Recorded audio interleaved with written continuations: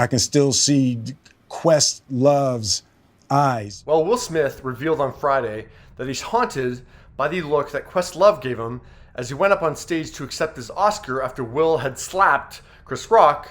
Questlove was busier with other things on Friday. He was listening to Beyonce's new album 7 times. Now, the Roots member has a lot of respect for Beyonce. To do the Jay-Z Beyonce Gold Party is one of the hardest things ever to do in life. Like, to please that many people in that.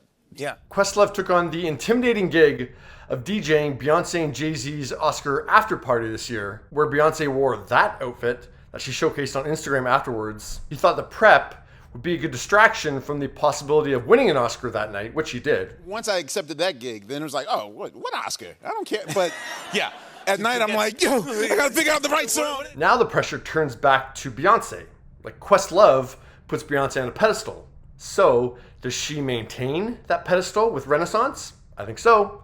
Questlove gives it 4.5 stars after 7 listens. But he does put on the disclaimer that he likes to give an album 4 weeks before he really gives an assessment of it, which I agree with. I agree with that kind of timeline.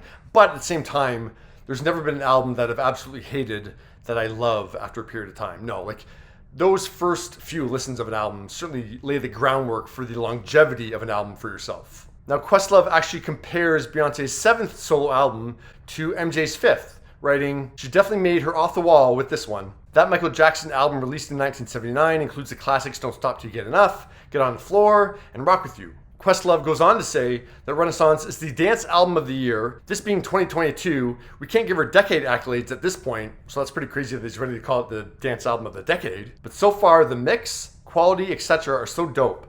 This will hold high in her canon. Love the growth. Made classics in her teens, her 20s, her 30s, and getting better. Yeah, that's the first thing I'll say about Renaissance, is that for an artist to be challenging herself 7 solo albums in, 24 years into her recording career is pretty fantastic. There's very little about Renaissance that sounds like anything else in Beyonce's discography. I mean, sure, there are definitely moments that remind me of The Gift, that incredible album that she curated in partnership with the Lion King remake. Like, there's one part of Energy. That sounds very much like Don't Jealous Me. Sheep don't run with lion, snake don't swing with monkey. So yeah, Renaissance is a fantastic dance album. If you're having a party, press play, and your soundtrack is taken care of. The production transitions in between each song beautifully. There's no blatant skips, and it'll get people moving. So Beyonce achieved her goal here, creating a party album. It's fun.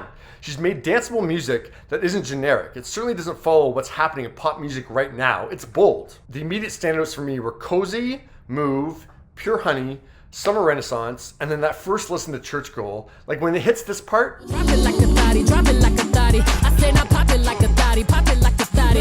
How do you not move to that? I dare you not to. Yes, this album very much has that 90s dance feel and that voguing aspect. And we know the inspiration for this album was her late uncle, Johnny, who passed away from AIDS. And while a lot of pop artists jump on the trend of going gay with their music, it feels very authentic from Beyonce. And look, I'm no gay underground voguing expert at all, but this didn't feel like pandering to me. It very much felt like Beyonce really trying to pay tribute to a subculture and a genre that was very well researched. The fault I would give the album is that in being a party album, it lacks impact a little bit.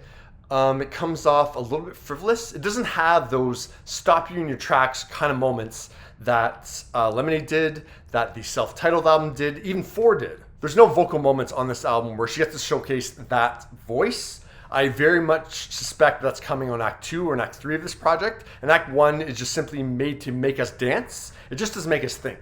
I went back and forth on a grade for this album because I see B+ and A- is very different.